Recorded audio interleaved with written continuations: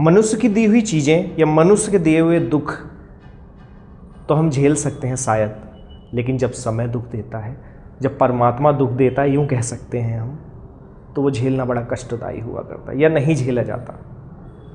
क्योंकि ज़िंदगी कई बार कुछ देकर और फिर छीन लिया करती है। उसका सहने की शक्ति हर किसी के पास नहीं होती या नहीं सह सकते, मैं इसको स्वीकारता हूँ।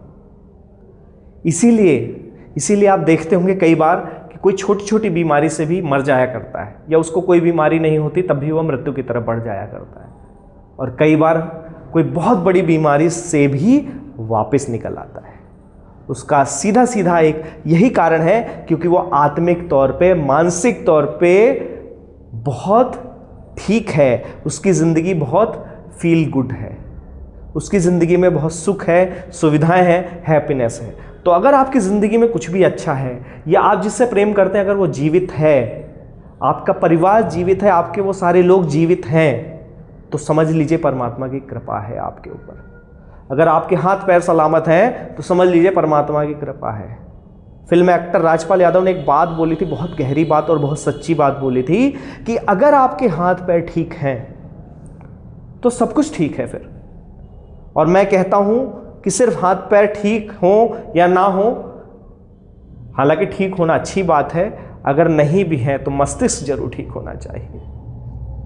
क्योंकि माइंड से अगर हम अपाहिज हो गए तो फिर हमारा शरीर बिना अपाहिज के भी अपाहिज है, और अगर हम मस्तिष्क से मजबूत हैं तो हमारा शरीर अपाहिज कितना भी हो, हम जो शरीर से ठीक होते हैं उससे भी बेहतर कार्य कर सकते हैं, उससे भी बेहतर अचीव कर लेते हैं। तो यही है माइंड की शक्ति, यही है संकल्प की शक्ति। पर हाँ, ये सत्य है, कई बार पीड़ाएं नहीं सही जाती, क्योंकि वो परमात्मा की दी हुई मार है, प्रकृति की दी हुई मार है, या समय की दी हुई मार है, पूर्व जन्म के कर्मों से हो या जो भी परमात्मा का नियम हो उसके अनुसार हो। तो क्यों ना हम अपनी ज़िंदगी में कुछ हर दिन बेहतर करते रहें, और बेहतर करना चाहिए अपने कर्मों से। इसीलिए योग एक कार्मिक क्रिया है, योग एक कर्म सिद्धांत है, योग जीवन जीने की कला है। तो इस कला को सीखने के लिए आप फील अलाइव योग स्टूडियो के साथ जुड़ सकते हैं, क्योंकि यहां पर आप इससे नहीं जुड़ेंगे, खुद अपने आप से जुड़ेंगे या आप अपनी वास्तविकता से जुड़ेंगे। मुझे सुनने के लिए धन्यवाद। Thank you.